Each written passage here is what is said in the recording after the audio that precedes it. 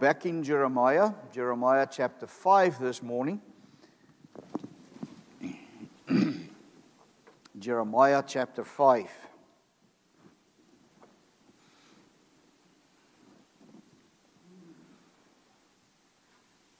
Let us listen to the word of our God. Run to and fro through the streets of Jerusalem, look and take note. Search her squares to see if you can find a man on who does justice and seeks truth, that I may pardon her, though they say, as the Lord lives, yet they swear falsely. O Lord, do not your eyes look for truth? You have struck them down, but they felt no anguish. You have consumed them, but they refused to take correction. They have made their faces harder than rock. They have refused to repent. Then I said, these are only the poor. They have no sense, for they do not know the way of the Lord, the justice of their God. I will go to the great and will speak to them, for they know the way of the Lord, the justice of their God. But they all alike had broken the yoke.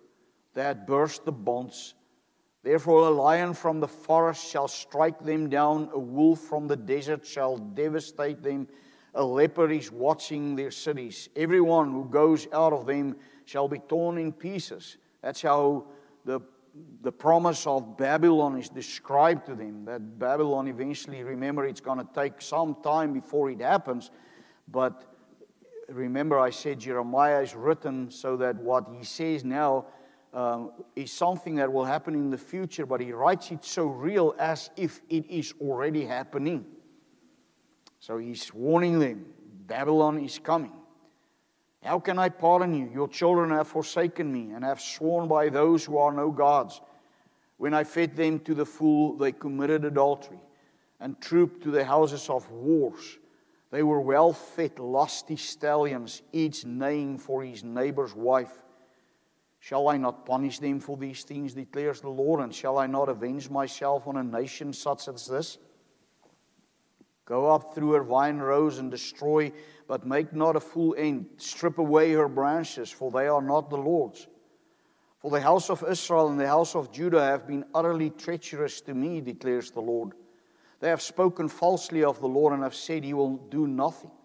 No disaster will come upon us, nor shall we see sword or famine. See how they fool themselves. The prophets will become wind. The word is not in them. Thus shall it be done to them.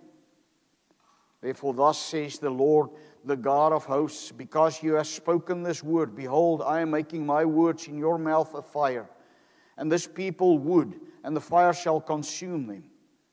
Behold, I am bringing against you a nation from afar, O house of Israel, declares the Lord. It is an enduring nation. It is an ancient nation, a nation whose language you do not know, nor can you understand what they say. Their quiver is like an open tomb. They are all mighty warriors. They shall eat up your harvest and your food. They shall eat up your sons and your daughters. They shall eat up your flocks and your herds. They shall eat up your vines and your fig trees, your fortified cities in which you trust. They shall beat down with the sword. But even in those days, declares the Lord, I will not make a full end of you. And when your people say, why has the Lord our God done all these things to us? You shall say to them, as you have forsaken me and served foreign gods in your land, so you shall serve foreigners in a land that is not yours. Declare this in the house of Jacob. Proclaim it in Judah. Hear this, O foolish and senseless people who have eyes but see not, who have ears but hear not. Do you not fear me, declares the Lord? Do you not tremble before me? I placed the sand as the boundaries for the sea, a perpetual barrier that it cannot pass. Though the waves toss, they cannot prevail. Though they roar, they cannot pass over it. But the people has a stubborn and rebellious heart. They have turned aside and gone away. They do not say in their hearts, let us fear the Lord our God, who gives the rain in its season, the autumn rain and the spring rain, and keeps for us the weeks appointed for the harvest. Your iniquities have turned these away, and your sins have kept good from you. For wicked men are found among my people. They lurk like fowlers lying in wait. They set a trap, they catch men like a cage full of birds. Their houses are full of deceit. Therefore they have become great and rich. They have grown fat and sleek. They know no bounds in deeds of evil. They judge not with justice. The cause of the fatherless to make it prosper, and they do not defend the rights of the needy. Shall I not punish them for these things, declares the Lord?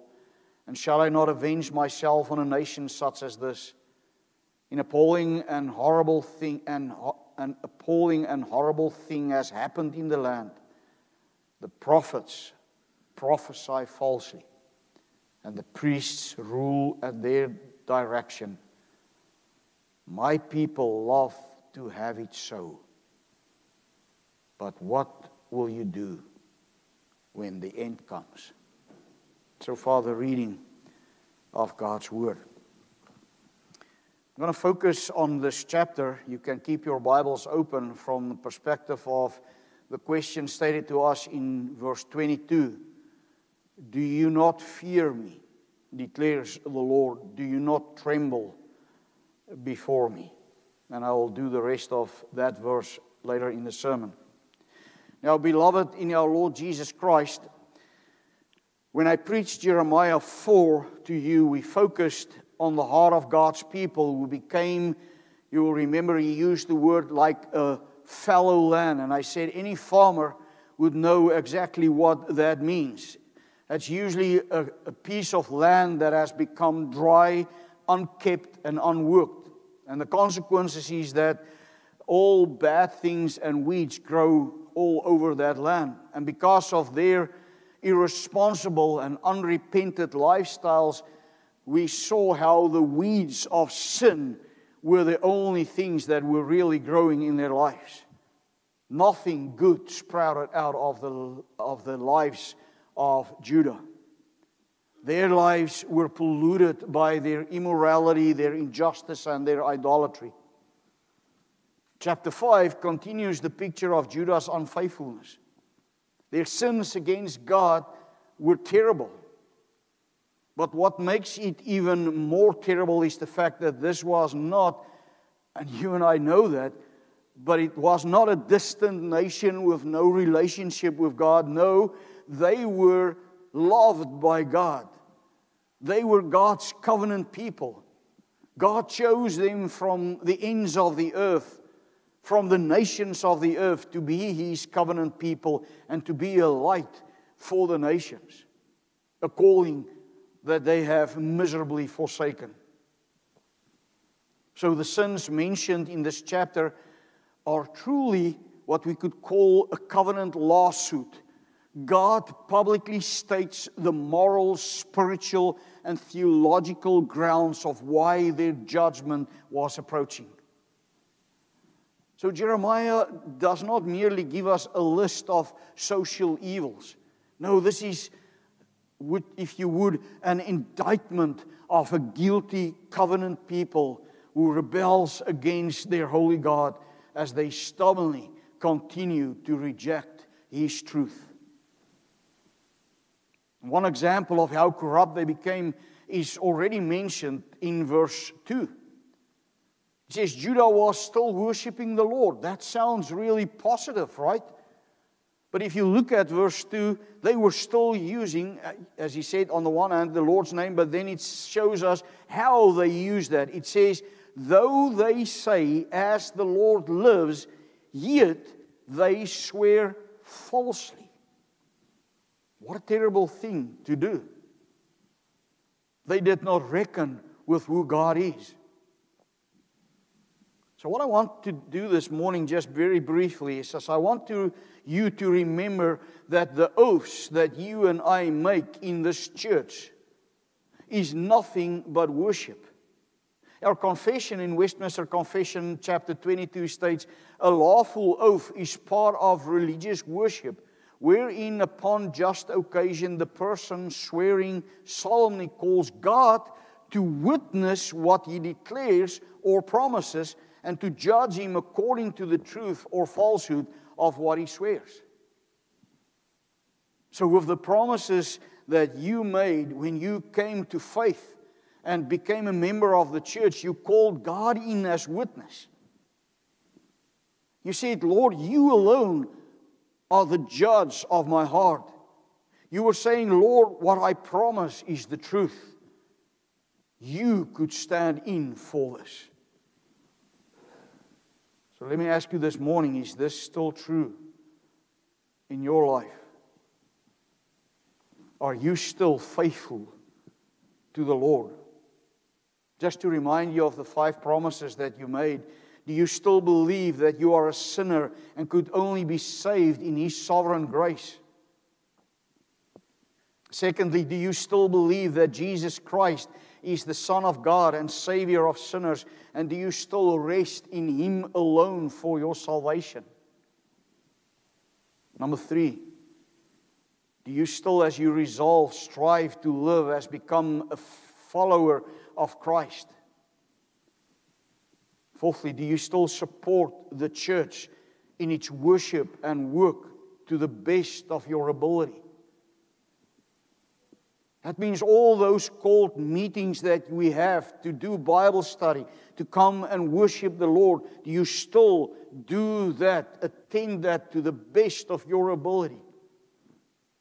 And finally, do you still submit yourself to the government and discipline of the church and promise to work toward its purity and peace? Do some self-search again this morning. And if you don't, are you not only outwardly following Him while everything you do and say is truly empty of truth? Has it become pure formalism, completely separated from inward submission to the true and only Lord Jesus Christ Himself? So what was the real problem in Judah's life? As I said, the list of evils listed here in this chapter is indeed terrible. But there is something actually more alarming than their immorality and injustice and idolatry. If you read with me verse 22 again. Do you not fear me, declares the Lord.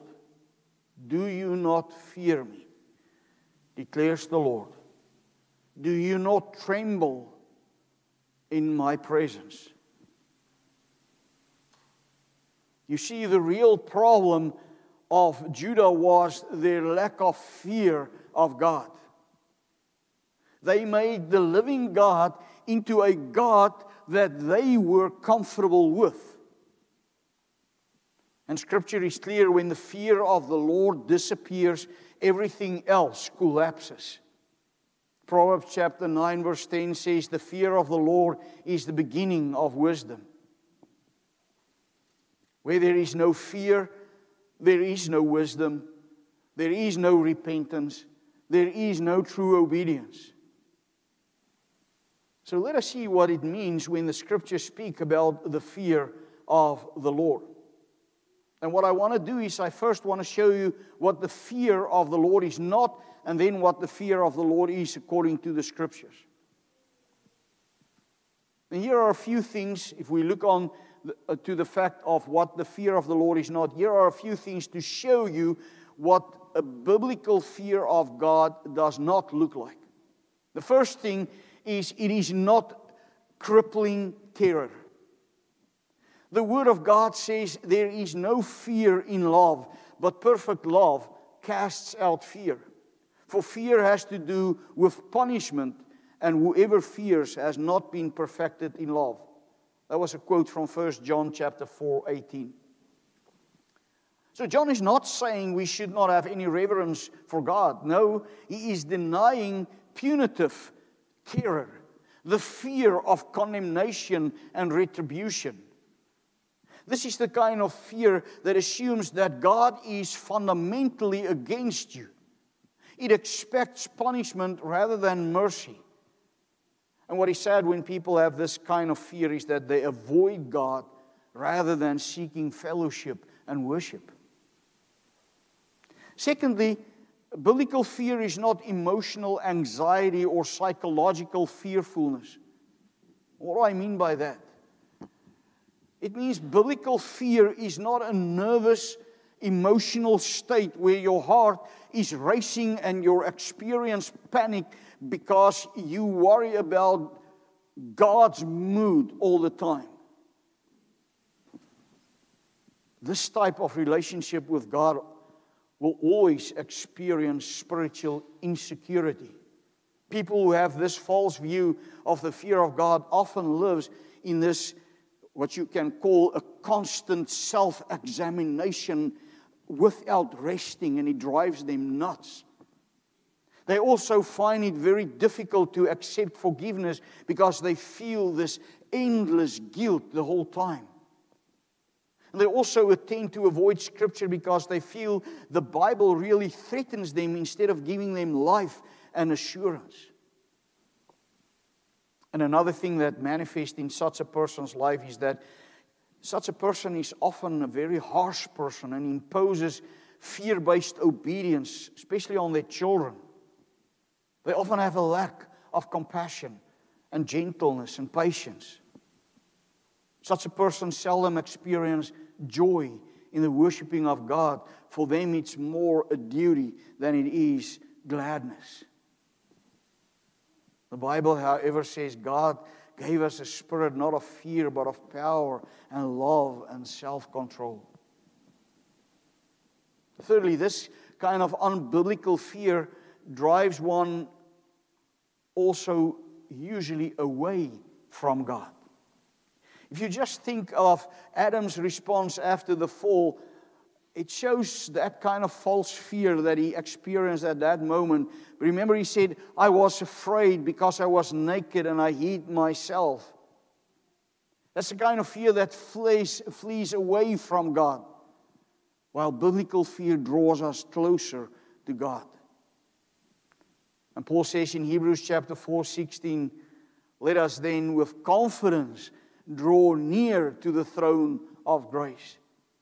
If your fear of God, in other words, makes you avoid prayer or Scripture or worship, it is not biblical fear.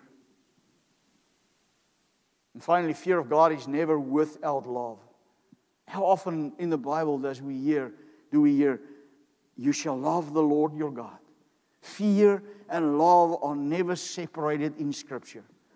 Unbiblical fear will obey God not only with external, or let me put it this way, unbiblical fear will obey God only with external obedience, but without love from the heart.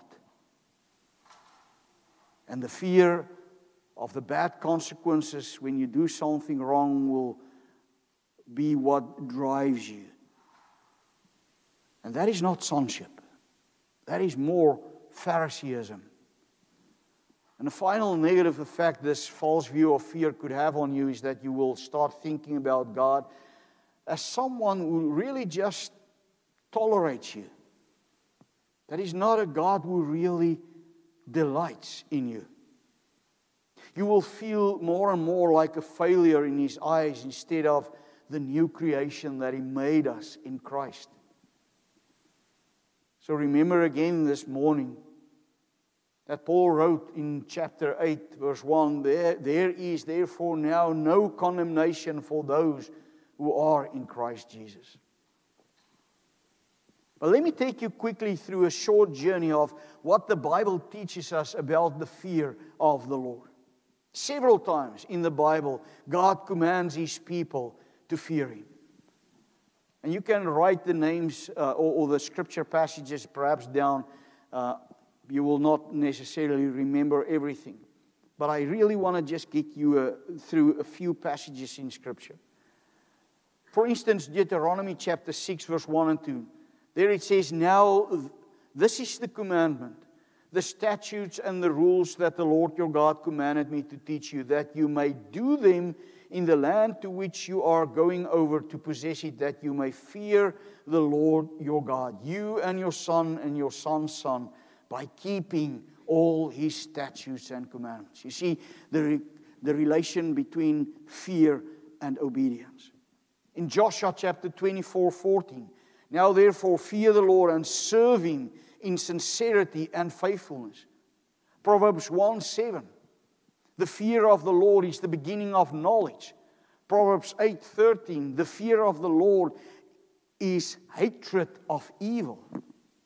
Once again, you see, fear has moral boundaries. It seeks to do God's will. It is based on the truth and the commandments of God.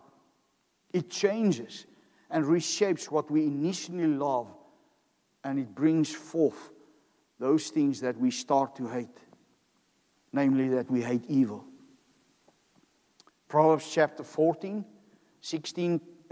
26, 27, in the fear of the Lord one has strong confidence. Yes, fear gives God's people security, not anxiety. And so we could continue. Forget not the Psalms. Psalms 2 verse 11, serve the Lord with fear and rejoice with trembling. Then there's Psalm 34:9 and Psalm 111. And Isaiah 8 verse 12 and 13 that says, but the Lord of hosts, Him shall you honor as holy. Let Him be your fear. And then comes Paul in the New Testament, and he writes in Corinthians in chapter 7:1, let us cleanse ourselves, bringing holiness to completion in the fear of the Lord. And to the Ephesians in chapter 5:21, submitting to one another out of reverence or fear for Christ. And then the author of the Hebrews continues in chapter 12, 28, 29, reminds us that the New Testament, the New Covenant worship is marked by fear-filled reverence for the living God. There is no place for gimmicks when we come and meet with the living God. Listen how he says it. Let us offer to God acceptable worship with reverence and awe, for our God is a consuming fire. I think we could summarize biblical fear in the following way. It is that honor we hold for God, filled with a reverent awe for His holiness, while we submit to His authority obediently and with trembling assurance trust Him for all things in life. It is that posture of our hearts that acknowledge that God is God and we are not. Now, if we continue now with chapter 22 or verse 22 of chapter 5, look at the grounds that Jeremiah offers here for the fear of God in the rest of that chapter. He says, I placed the sand as a boundary for the sea, an eternal decree, so it cannot cross over it. So he grounds it in the truth that God created the earth and the sea and the sand, and that He placed boundaries for the ocean. It is eternally decreed, and the oceans do not cross over its boundaries. His creation, in other words, obeys Him. While Judah, His own people, treated Him willfully and without respect and fear. So let us see now how the lack of fear revealed itself in Judah's life. Just going to run through Jeremiah 5. The first thing that we see very clearly, because they had not fear for God, they did not repent of their sins. That was verse 3. We even read, God struck them, but they felt no anguish. They refused to repent. You know, if God's loving, disciplining hand on us does not have any effect on us, and we don't change of our sinful ways, then we are at the point that Judah is. And that's a scary point. It's almost a point of no return. Yes, God disciplined them lovingly, but nothing changed in their lives. They still did not repent. Thus it showed that they did not fear God. If you look at verse 7 and 8, because they did not fear God, their lives were filled with moral chaos. They swore by those who are not God's.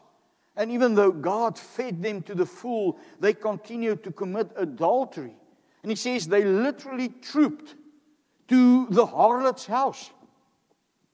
They had no shame. Not only did they commit adultery with harlots, but they were like well-fed, lusty horses. That is the language of Jeremiah in verse 8. And each one was neighing after his neighbor's wife. God was not important in their lives anymore. And when God is small, sin becomes normal. Sin becomes acceptable. Sin becomes manageable. But thirdly, their lack of fear for the Lord also became visible in their social injustice.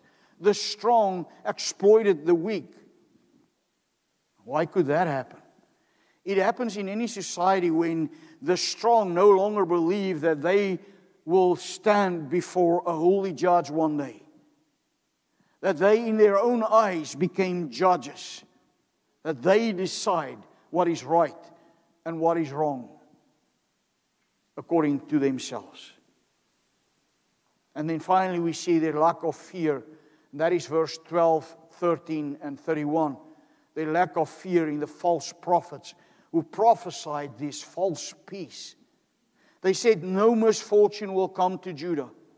There will be no famine, and no sword will strike them. And the people's reaction?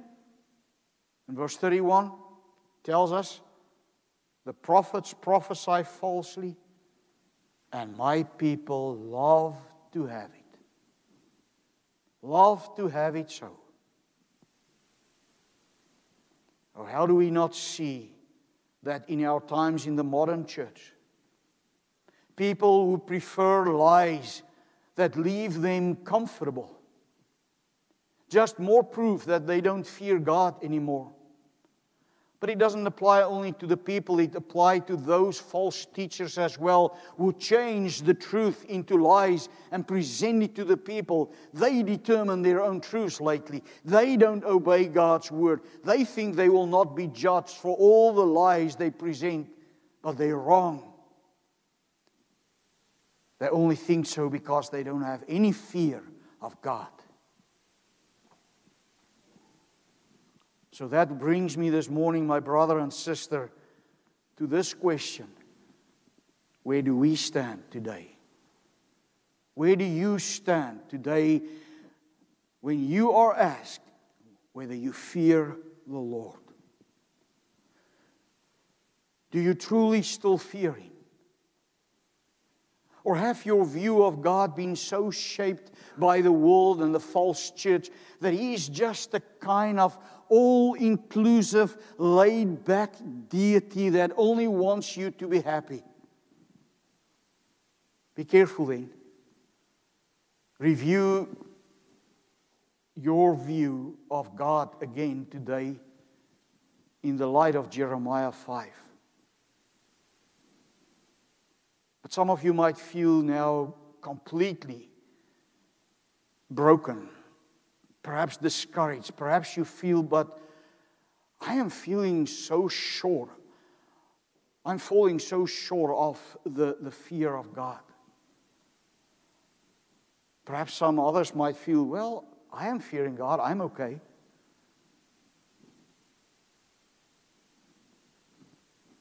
You know, it's because God knew our hearts that Jeremiah does not stop where he stopped. Remember again how this chapter started. Go to verse 2 again.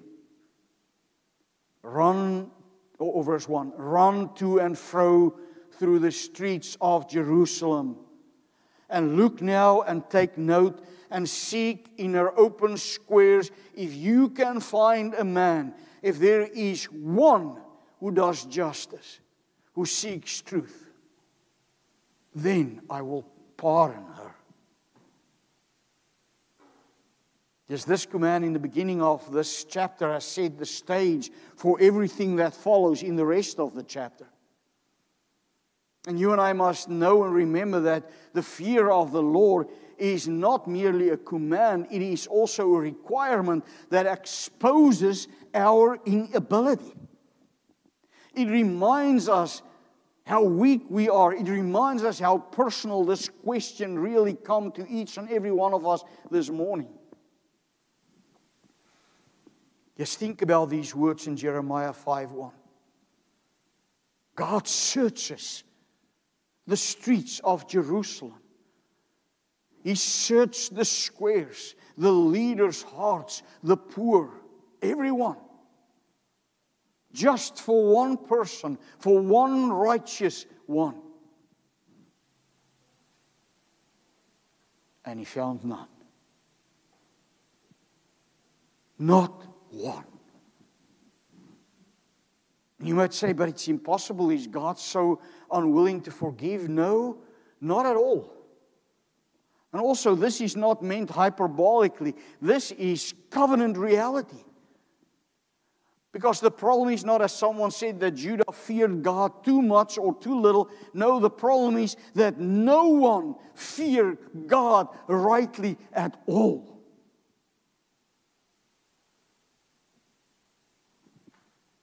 But here is the truth of the gospel for you this morning. What was searched for in Jeremiah 5, our almighty and loving God Himself later provided. He provided someone in His own Son, Jesus Christ. And in Him He gave us the righteous man, the one who feared the Father perfectly, the one who obeyed Him fully, and the one who trembled at God's word, and yes, the one who bore the judgment of those who did not fear God at all. Judah mocked the judgment of God. And then there on the cross on Calvary, it fell upon the one who perfectly feared God. Our lack of fear was nailed to that cross. Our fearlessness became His condemnation, y'all. His obedience became our pardon. What does that now mean for you and me? Does it mean that because Christ feared God, we don't have to anymore? No, not at all. Christ feared God for us so that we may now fear God in freedom. We don't fear God in order to be accepted. We fear God because we are so thankful that He, the living and almighty God, has already accepted us for the sake of His Son. And now in Him, we are not driven away from God in terror, nor do we treat Him casually, but we draw near with reverent confidence. Now the Holy Spirit shapes our fear into reverent love for God, who is now our Father. He sanctifies our obedience into a joy and take away the terror. He gives us openness and boldness to come in the presence of God, but never casually, never without respect and awe for who He is. If you have lost your fear for God, repent today.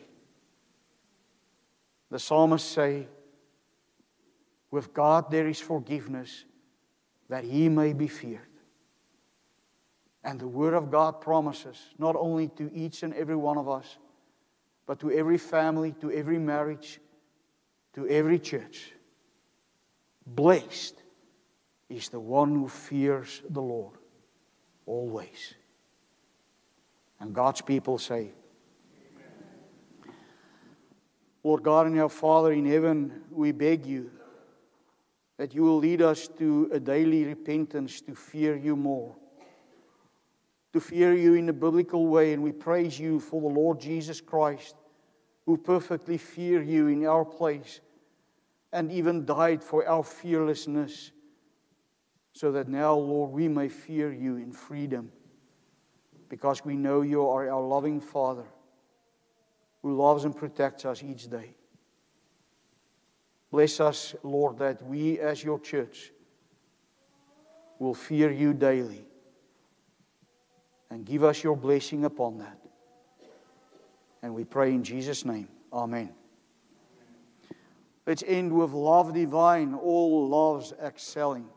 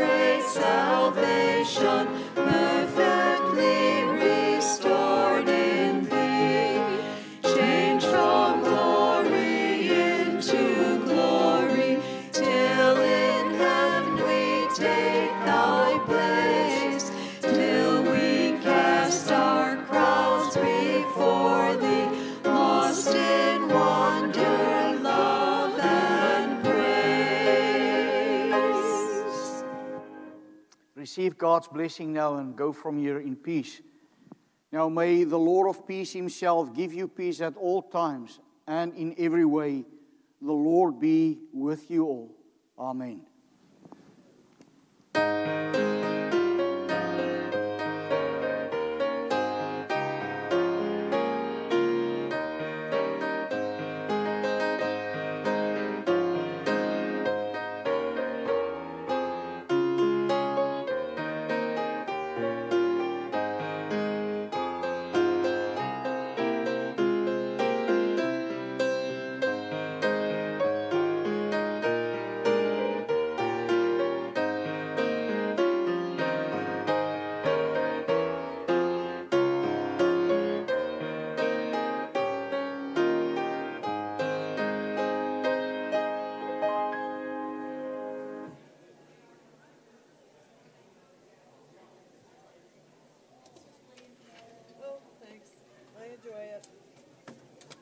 Say thanks for singing.